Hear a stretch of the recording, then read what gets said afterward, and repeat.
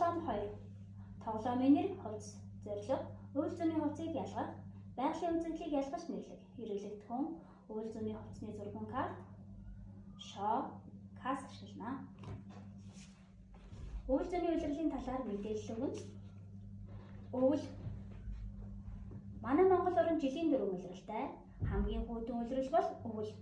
Өвөл цас ордог, зарим авдаг, өвөл ичдэг. Өвлийн улирал дулаахан, зузаан хувцас өмснө. Хамгийн дулаан улирал бол зун. Газар уул ургамал мод ногоон хөвгтэй болдог. Зуны улиралд сургууль цэцэрлэг амарч хүүхдүүдэд хөдөө явдаг. Зун бороор нь зуны улиралд нимгэн хувцас өмснө.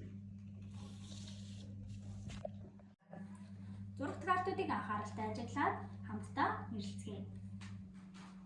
Үстэй гутал, малгай, шорт, зузаан хүрэн, бэли, подволк, малгай, өмд.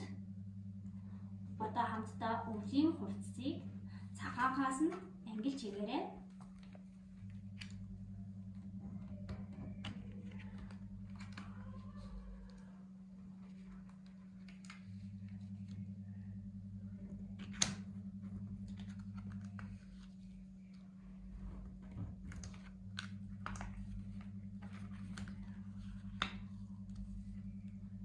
Зуны хувцсыг ногоон касанд ангилж хийгээрэй.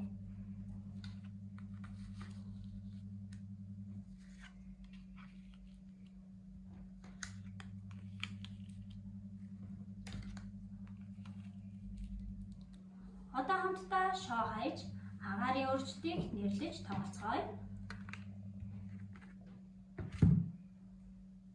Цас орж байна. Цас орж байгаа үед ямар хувцас өмсөх вэ? Зузаан. Нар гарч байна. Нартай үед ямар хувцас өмсөх вэ? Нимгэн. Хүүхдийг хөгжүүлэхийн тулд анхаарал хандуулсан танд баярлалаа.